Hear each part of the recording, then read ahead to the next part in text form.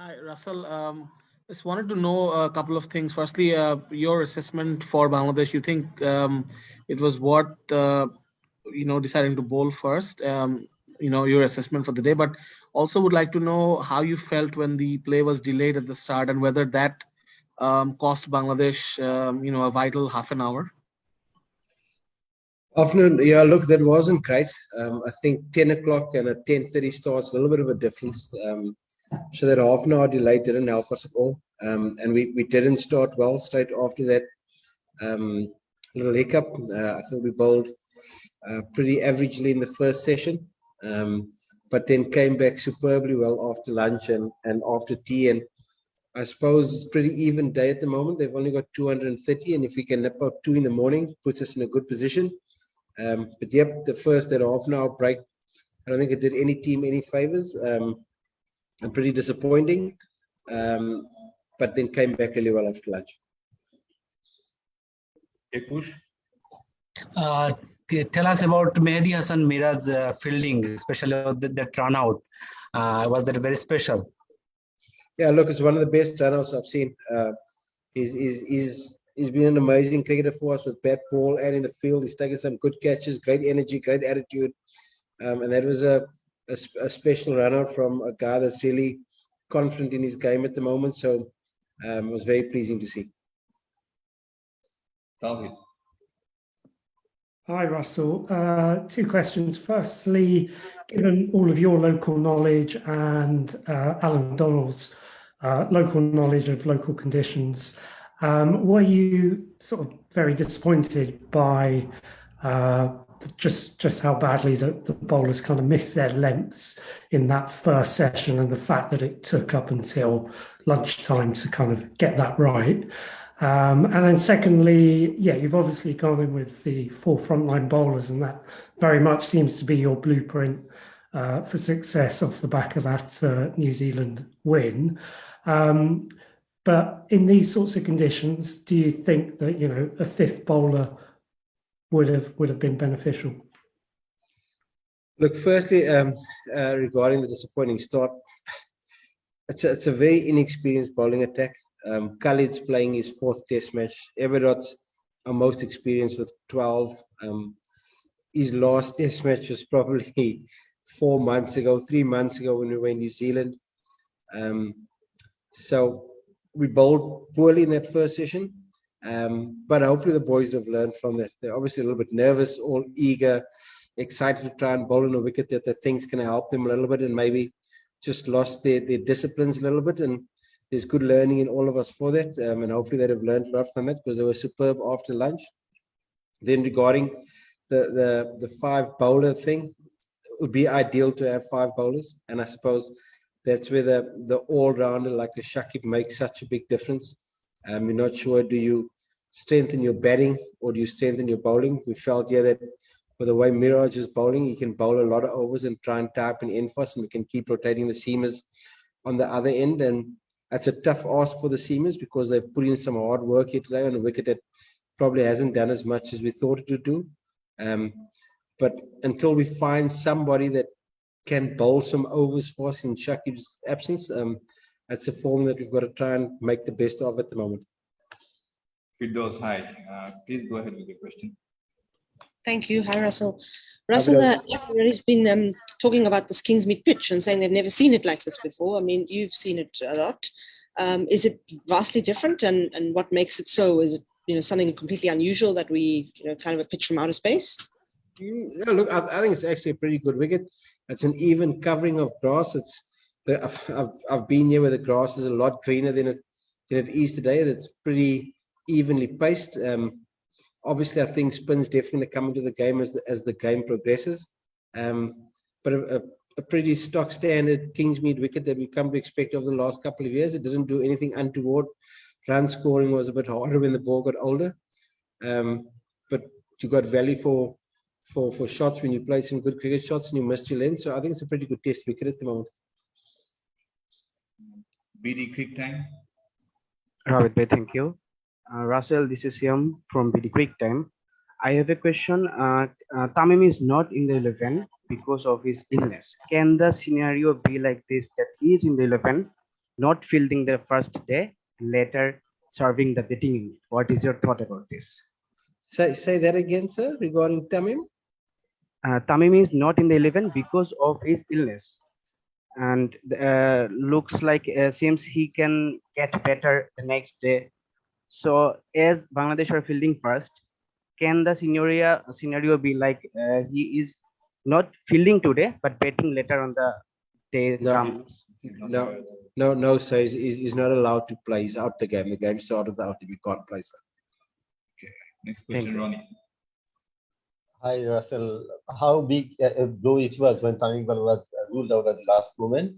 And my second question is, whether the new bowler is available in a few overs. So how would you like your bowlers to go actually tomorrow about the business? I missed the first part of your question, but regarding the new ball, look, I think we've kept it nice and tight, particularly in this last session. So the new ball, I think, is maybe 4 overs away.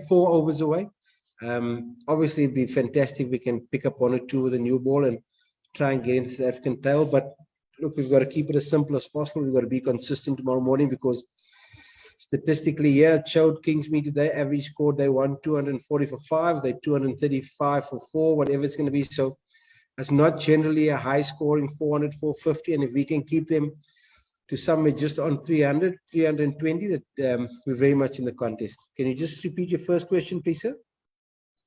Yeah, exactly. The question was how big a blow it was when Tamim Iqbal was ruled out in the last moment. Yeah, obviously he's an important player for us. He gives us good impetus. He's an experienced player for us in this format.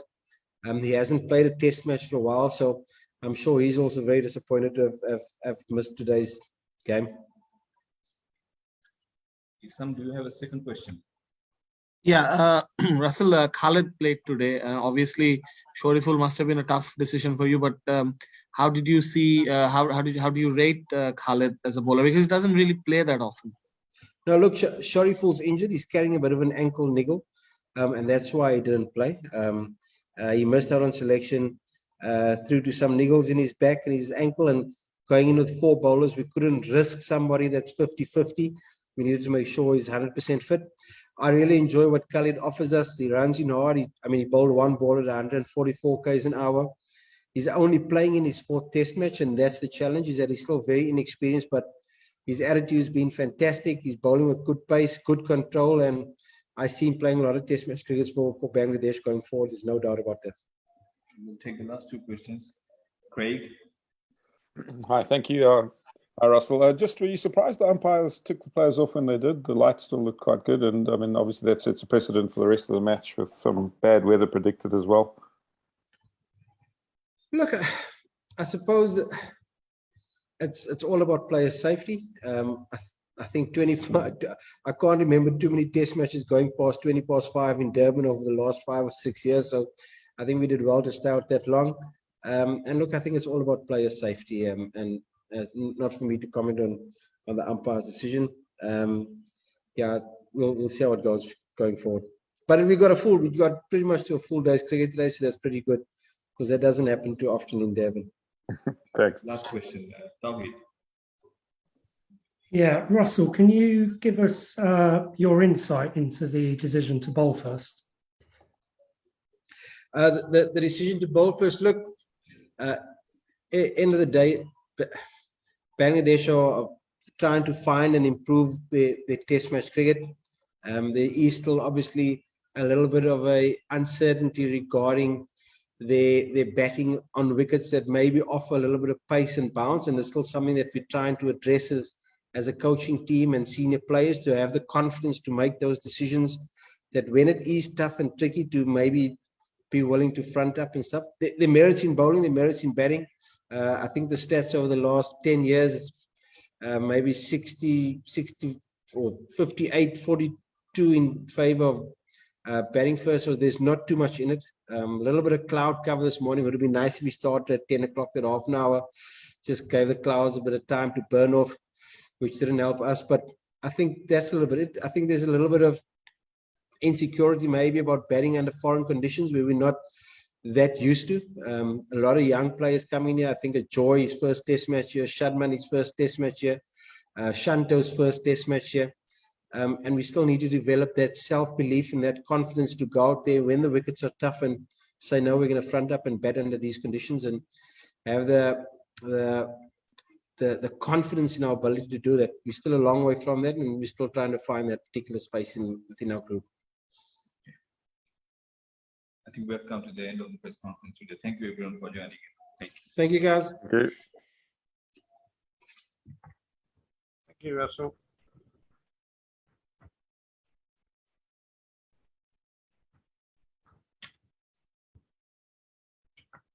Honest last answer. Very honest last answer. The decision to bolt it. They were seduced by the look of the pitch. No. Still trying to find. Still trying to improve our test cricket. There's still a bit of uncertainty about the batting on wickets, pace and bounce. We're trying to address the confidence of the batsmen so that they're able to front up with batting first. The wickets are tough. Not too much in the decision. Would have been nice to start at 10 a.m. Because by the time we started, the clouds have turned off. There's a bit of insecurity about batting first. A few of the guys are playing the first test here. But we need to have confidence in our ability. So I'm ready to go.